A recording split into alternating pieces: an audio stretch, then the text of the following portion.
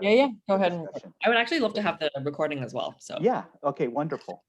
So, one of the things that that I wanted to do is maybe start by explaining why I think it's important to have this discussion.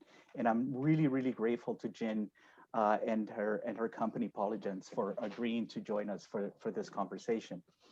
But I think that mentored research is something that is important for students to start doing, not only for the purpose of the university applications, which I know is part of the reason why our families have engaged me, but also because it really helps the students develop critical skills that they're going to need when they go to university, right?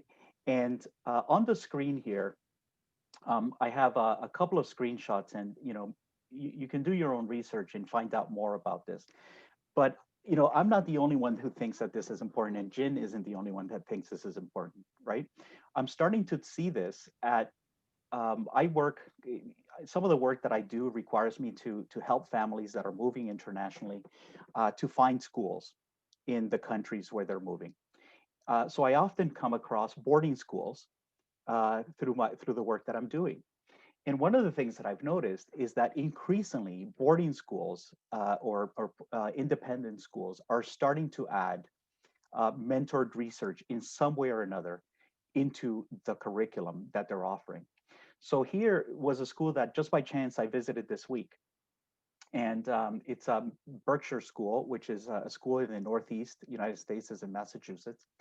And one of the things that you'll notice, and you can't really see it there, but a couple of the things that they're highlighting as part of the offerings, part of the reasons why students should choose to come there, right? Part of their signature programs, if you will, is the opportunity to do advanced humanities research, right? The opportunity to do independent study, the opportunity to do the kind of things that we're talking about today, right? And that is something that people are paying, $70,000 a year for their kids to have this opportunity to do. Of course, schools like these are offering more than just that.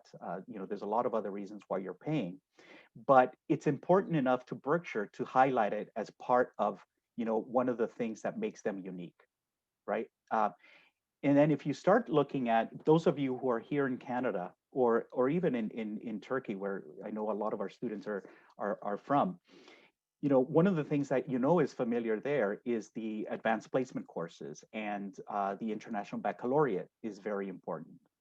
And when you take a look at what makes the IB and the advanced placement capstone diploma program special, right? Why students would choose to do that over the regular national curriculum or the regular provincial curriculum, it really comes down to the kind of skills that you develop in addition to the coursework that you're doing, which is already rigorous, right? But when you're doing the IB program, you're going to be writing an extended essay, and what that is independent, self-directed research, right? Where you're writing something that is of high quality. It's university length, right? Because it's a 4,000 word essay that you're writing for the IB program. And then if you take a look at the AP Capstone Diploma program, right? Some of the things that they're highlighting as benefits of engaging in this program is that the courses develop the student skill in research, analysis, and evidence-based arguments, which I think you'll find today is part of the reason that that programs like Polygence and are in existence, right? Because we know that these are the kind of things that will set a student apart in the application process. More importantly, that they're going to help the student develop the kind of skills that are going to enable them to succeed at university, right? And it's enough that high schools around there, boarding schools, private independent schools, are offering as part of their programs, but that students that are in the public system don't necessarily have access to, right? So because we work with a lot of students that are in the public system, I think that the kind of work that groups like Polygence and Jin are doing is vital. It's really important so that the students are not disadvantaged in terms of their preparation for university, but then also in terms of the work that they're doing once they get to apply for university, right? The kind of highlighting the kind of skills that they develop that will have prepared them well for university, which is part of what colleges are looking for, universities are looking for in the application process, right? So that said, I think I just stopped sharing. One of the things that I want to do today is, I want to start by first introducing you to Jin. And, one of the reasons that I love doing what I do is because of the people that we meet. And, immediately when I had my first conversation with Jin, I was just like blown away by her passion for education. And, I really enjoyed that about her, and part of the reason why I agreed to have her join us today. So Jin is an impressive person. I mean, she founded Polygence last year with a co-founder, and this was after completing a Bachelor of Arts degree at Princeton, and she was actually also the valedictorian of her class. And she's currently studying at Stanford. She's doing a PhD in comparative literature, and is joining us today from Palo Alto. But originally, she's from Hong Kong, and she did her undergraduate studies in Latin, German, and Old English, as well as literature classes in Chinese and French as part of her undergraduate studies at Princeton. And in her PhD, she's studying digital humanities and European Chinese literary relations. So I'm really interested to learn more about all of that, because it's just a very unique combination of areas of study. And I guess I want to start this by just noting something, that it's really interesting that you have, Jin, a humanities background. And generally, when people think about research, they imagine people working in science, right? And how does a humanist end up founding a company focused on mentored research? Thank you, Teo, for the wonderful introduction. And that's a very, very interesting question that I think I ask myself very often. And so I think when people think about research in the humanities, they don't really, they have a really hard time picturing what it looks like, because it's not really talked about in movies. There isn't, shiny, fancy labs. But really, a lot of the research that humanists do happens in libraries, happens in our heads. We're just thinking and reading and trying to synthesize all these kinds of materials that you're consuming. And I think the reason why I founded this company with my co-founder, who actually is a physicist, so the more traditional researcher type, is really that we've found our best selves in research. We found our most intellectually excited selves in research. And also our mentors have done wonders for our own academic sort of path and our own growth and development. So for myself, for example, I had an 8th grade English teacher who just went above and beyond our classroom to help me, to introduce me to different books, to give me side projects, to give me extra reading, to really act as a mentor that we now expect of our Polygence mentors to our students. And that has really been transformative for my own love for languages and literature. And I think it's really sort of like that kind of experience that made me feel like, okay, I want to give all high schoolers in the world access to this kind of transformative experience. Okay, that's wonderful, and I can see how it is that that emotion that you have for research, and that passion that you had for it really comes through in what you're saying now. So before we get into the more deeper questions, I wonder if maybe you can just share some fun facts about yourself, so that people get to know a little bit more about you. For sure. So as Teo mentioned, I grew up in Hong Kong. So I left Hong Kong when I was 18 to come to the US. My parents are actually still there. So I actually grew up trilingual. I grew up speaking Cantonese, English, and Mandarin. So Cantonese because that's just the dialect that everybody speaks at home, like in the city. English and Mandarin were taught at school. And I'm a huge language nerd. That's usually the fun fact I say about myself. I speak 6 languages. I'm currently studying Arabic as well at Stanford. And languages are just I don't know, my favorite hobby to pursue. Okay. And so you have this interest in languages. Why did you decide to found an education company of all things? Yeah. So actually, I've always been really, really passionate about education. So at Stanford, actually, I teach French literature, as well as French language. So that's sort of my first real formal experience in teaching in a classroom.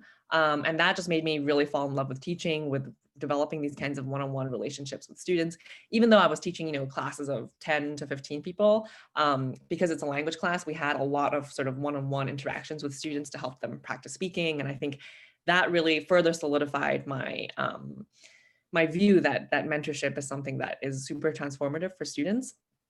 And also, I did a lot of teaching while I was at Princeton, sort of informally. I taught a bunch of classes in prisons, actually. I developed their a vocational training program for incarcerated populations across a few prisons in New Jersey.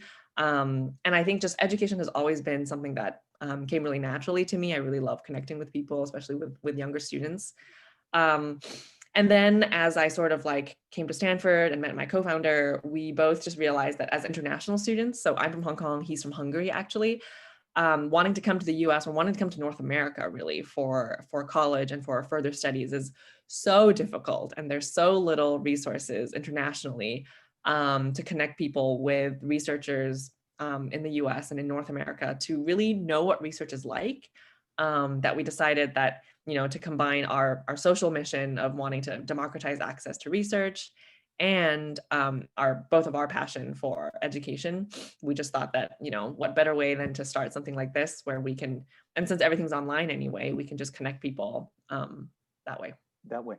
One of the interesting facts that I found when I was reading a little bit up on you is that, and I'm amazed that you're now teaching French, because French is something that you learned at university, right? You learned it at your undergraduate studies, I right? started a little bit before, like late high school, but yeah, Yeah. I started late.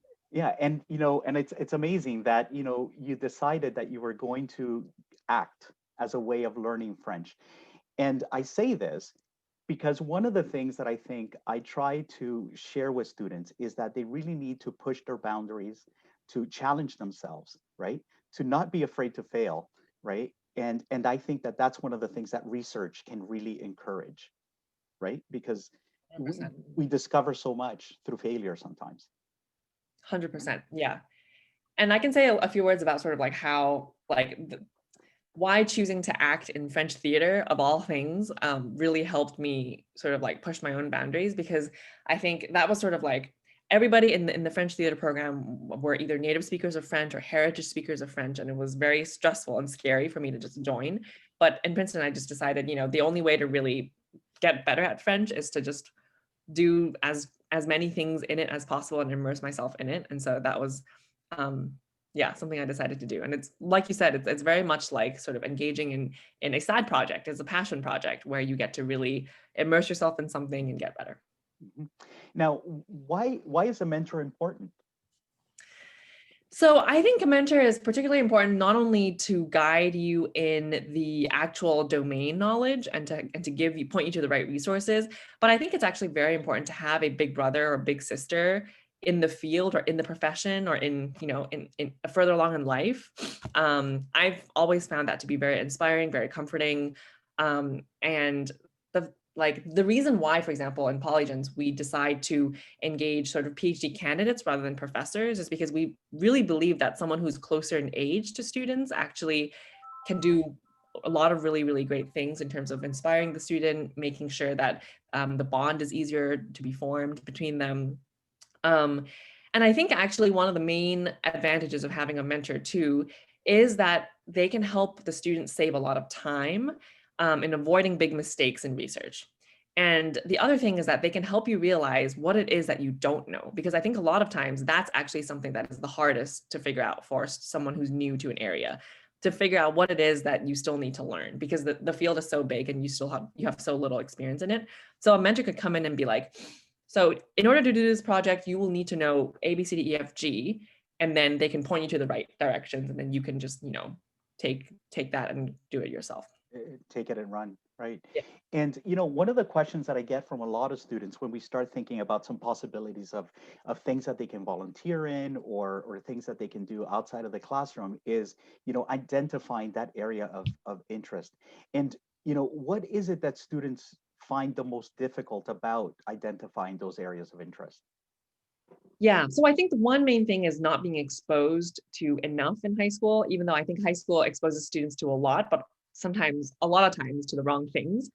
So for example, we have a lot of students coming in interested in things that aren't taught in high school. For example, interested in engineering, or interested in architecture, or interested in fashion design, like all these things that are not traditional subjects, um, but they have some sort of nation interest in, either because they've seen movies about it, they've seen documentaries, they've read books. And so I think identifying an area of interest that is outside of the scope of traditional subjects is often something that students find really difficult, because it's kind of hard when you don't even know what you don't know is out there, right? Mhm. Um, and I think the other thing that is difficult for a lot of students, as I'm sure a lot of people or a lot of families here today might feel too, is that students are so burdened with schoolwork, with exams, with the pursuit of grades, that they don't really get a chance to really sit, read a book that's completely unrelated to school, to listen to a podcast that's completely unrelated, and to think about what it is they really enjoy.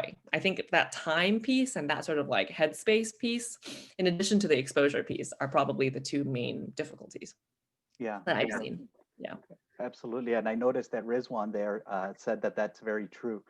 Um, Now, when you have students that are struggling with that, what tips do you have for them in terms of figuring out what it is that they're going to do? Yeah. So something that we tell all of our students who come to the Apologist interview with a sort of vague idea, but not really sure yet, is we tell them to really block out time in your calendar to give yourself permission to explore. Because a lot of times when you say, okay, I'm going to try to spend some time this week, reading around on subjects that I really like, that almost never happens, because if you don't block out time on your calendar, especially when students are so busy nowadays, like it's just really impossible. And so I really suggest, blocking out a 2-hour chunk on whichever day you have fewer classes, or on a weekend, and to just sit down and spend time with things that you really like. And I mean, even now, I do this because I have a busy work day. I also have my PhD on the side. Like, if I don't actually block out time, there's no time for me to explore things that I really love, um, Yeah, outside of work, which I also really love. yeah, So yes, blocking out time, watching documentaries, podcasts, reading magazines, all these things, our students have found to be very helpful in identifying a question or a topic or a historical figure that they want to research more on. Um, and I also think that sort of you can start with sort of what classes you have enjoyed traditionally, have enjoyed the most in school, and then thinking more creatively, drawing a mind map of what kind of adjacent areas might be connected to those, that you could potentially explore. yeah. And that word explore is very important, because one of the first things that we do in our work is we have some discussions around interests, Mm. right? And one of the things that I do know is that interests, or passions, really, right?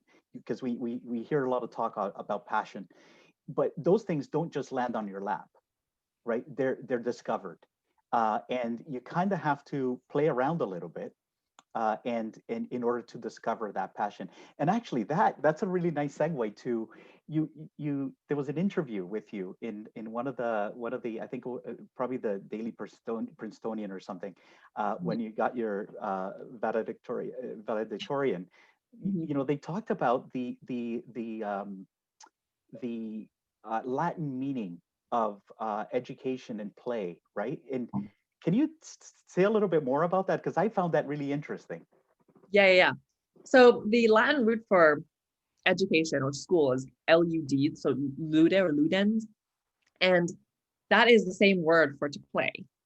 And so I have always been super inspired ever since I learned that in like freshman year of college when I took my first Latin class, that school is a playground. And that's really the kind of attitude that we all should have, but have for some reason lost because of the way our education system is structured. That learning is supposed to be fun and enjoyable, and sort of you're learning by experiencing and by experimenting on the playground. Obviously, that's not how most kids think about school these days, or most parents think about schools these days.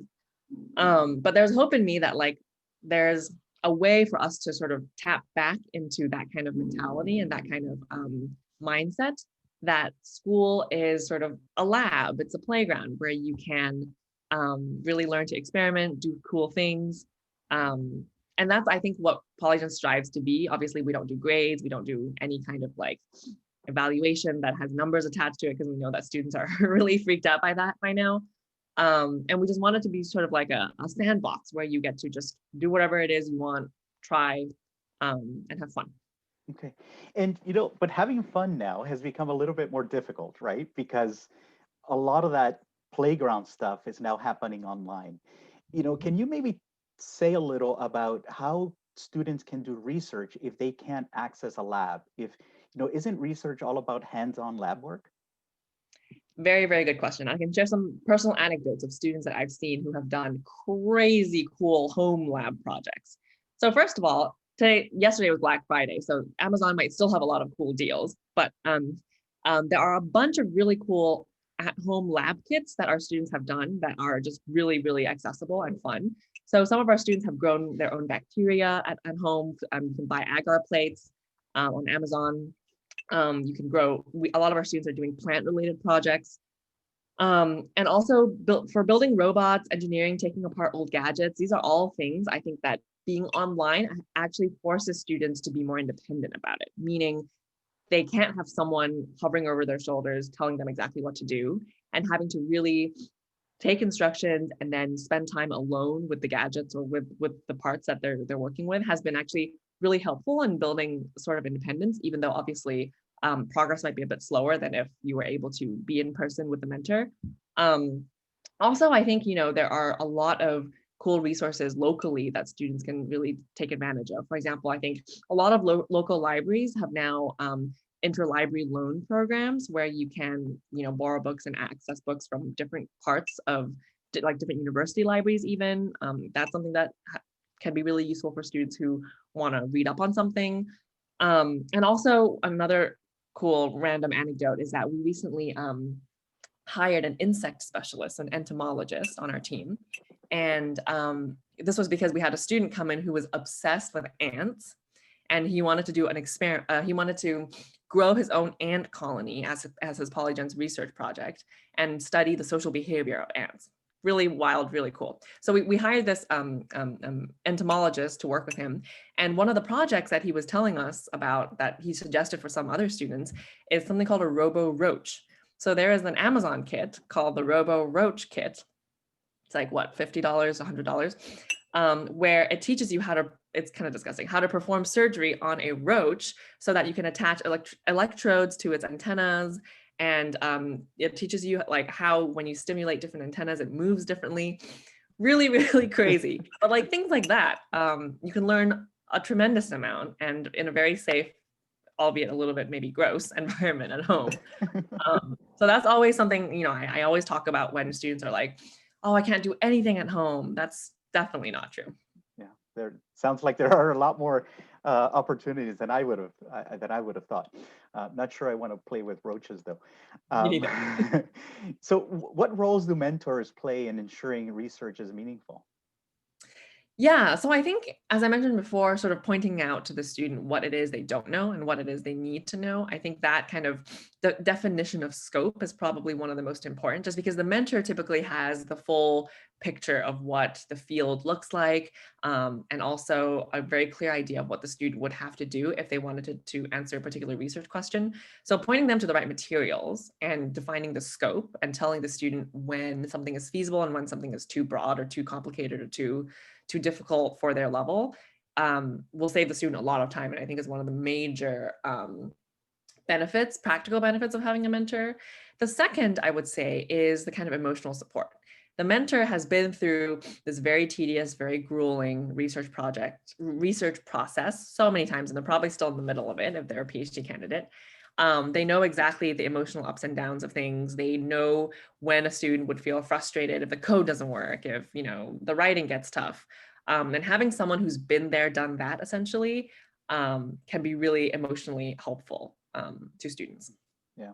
course. I remember that, the critical role that my supervisor played when I was doing my own graduate research. I'm not sure I would have finished without his support. Exactly. Uh, Yeah, so, I just have two more questions before we turn it over to the students to and their families, obviously, to ask some questions. What role does research play in the college admissions process? I mean, it's a little bit different in Canada than it is in the U.S., but so maybe talk about your experience with the American process. Um, and I should say that for those highly competitive programs in the health sciences and engineering and computer science in Canada, it'll be very similar. And I can have these discussions with our students individually after our talk. But if you can talk about the role that it plays in the U.S. sure. Just to get us started. Yeah, and I actually also love to hear your perspective on this. But Sure. so from my experience, really having sort of like, as you guys may have known, UCs and a lot of California universities have phased out standardized testing. It's no longer mandatory.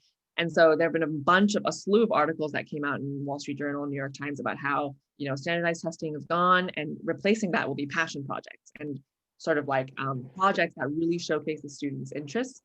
And one of the key words, I guess, in college admission, especially in the US, is demonstrating your interests. And what does that even mean, right? And a lot of times people have now identified sort of projects and independent passion projects that are done outside of the school curriculum or syllabus is something that can really do the job of demonstrating your interest and your initiative that you've taken in a particular field or subject. And I've seen some of our students, combine their schoolwork with a passion project, which is really helpful because you can kill two birds with one stone, and then submit that project, whether it's a paper, whether it's a podcast, whether it's a art portfolio, as a research supplement to university applications. And that has been, that's going to be the fodder of their personal statement. That's going to be something that they talk a lot about in interviews. And that also helps to create a very cohesive narrative arc in their entire intellectual portfolio. Um, and I mean, again, it showcases initiative. It showcases that you've done undergraduate level work, you've done undergraduate level critical thinking. And I can give you one example of one student who ended up doing a passion project with us and then used that to apply to Yale's, I think, creative writing supplement program. It's like an undergrad degree that you can attach some creative writing work to it.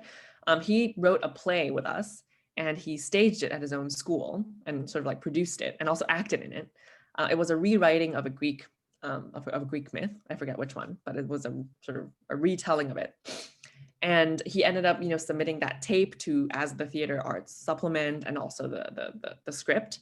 And so something like that could be really helpful, I think, for students who want to do something that can be showcased and submitted to universities. But even if not, I think just having that experience and being able to talk about it in interviews and in essays is already, will already put you, head and shoulders above a lot of other students. Yeah, exactly. And there's a lot of talk about the spike, right? Like being spiky, right? And this is what that shows. It's that one thing, right, that you're passionate for, that you show an ability to do, that can really set you apart from other applicants.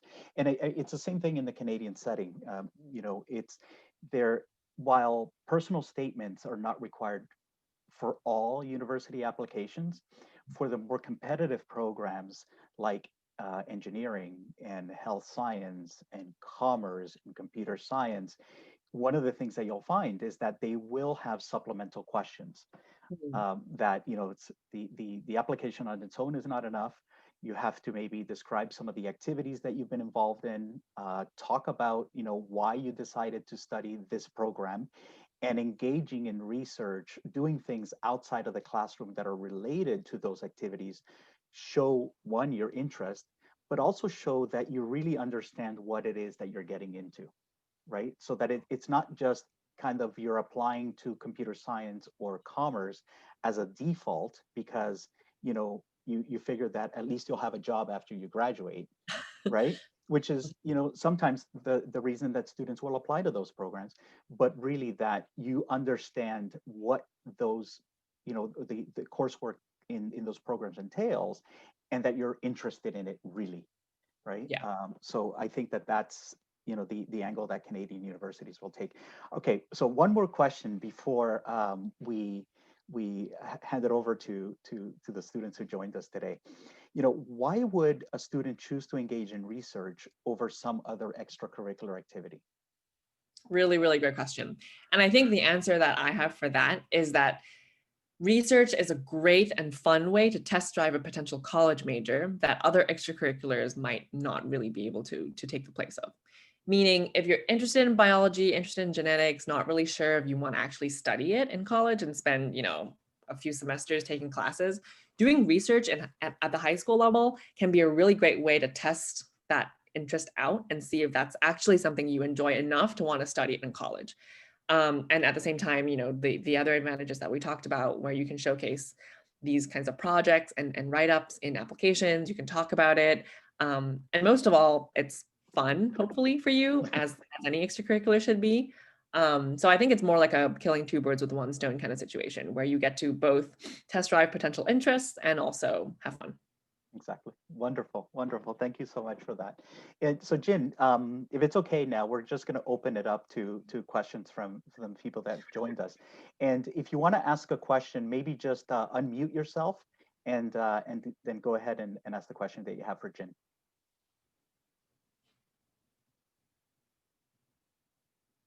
Anyone? Oh, okay, here. Oh, there's There's one. somebody's in the chat. Yeah. So the question is, I have a more general question about research, if that's okay. How do you narrow down your research when you have multiple interests in one area, like psychology and neuroscience? That's a really, really good question. So something that really helps me is really writing things down and sort of like constructing columns, constructing mind maps to really figure out what it is, like to get to the bottom of my own thoughts. So obviously there's a lot of interdisciplinary work that could be possible between psychology and neuroscience. A lot of times when our students sort of have multiple interests within the same area, what we suggest is to really think about to get them to start talking about these areas and see whether they have more to say about one than the other. Because a lot of times when you start talking to someone about their interests, it's pretty clear whether they know a lot more about something than the other. So I think I would suggest really talking it out or writing it out. And I also don't think there's anything wrong with pursuing multiple things at the same time, as long as it's not, as long as the scope is not, too large. Or you can pursue them sort of sequentially, one after another. Yeah. Well, and the interesting thing too is that, especially particularly in science, and actually in your own research, right? One of the things that you found is that some of the most exciting work is actually taking place at the intersection of different disciplines too, right? Exactly. Mhm. So it might be that you're going to be able to do both, kind of like killing two birds with one stone in a way, right? Exactly. And I think also school has made us feel sort of like really boxed in sort of traditional subject boundaries where we feel like, oh, if I'm in biology, I can't cross over to chemistry or I can't cross over to physics. But in the world of research, actually everything is really interdisciplinary. And any research question you ask will almost definitely involve physics, chemistry, engineering, a little bit of robotics, a little bit of classical mechanics. And so that kind of like boxed in boundary thinking is not really helpful, even though, I understand why schools have it that way. But I think part of introducing students to the world of research is to break out of that kind of thinking. So that would be the first step. Yeah, and I mean, I definitely found that in my own research in the social sciences, right? That I couldn't answer the questions just by looking at it from a political science perspective. I really had to look at sociology and economics, right, to answer the questions that I was interested in answering. So, that interdisciplinarity of anything, it really applies not just in science, but in other areas as well. For sure. Okay. Yeah. Great. So if are there any other questions? You can either type it in the chat or just unmute yourself and ask. Um, if there are none, then we're probably just gonna wrap it up and let folks get on with their Saturdays. I'm sure there's either football that you got to watch or maybe you want to get outside and enjoy the sunshine. Okay. Okay. No more questions. Okay, there be none. We'll just, thank Jin for her time. Really, I'm grateful that you were able to join us today. I know it's early in the morning on a Saturday for you, in Palo Alto. So thank you very much. And I'm seeing that people are typing in their thank yous in the chat as well. So thank Thank you you. very much, Jen. And thank you so much for inviting me. This was Thank really, you. really fun and really great to meet all of you guys and to do this sharing with you. I'm happy to leave my email if any of you want to connect Yeah, with me. yeah, please do. Maybe type it in the chat so if people want to reach out to you. There it Yeah, is.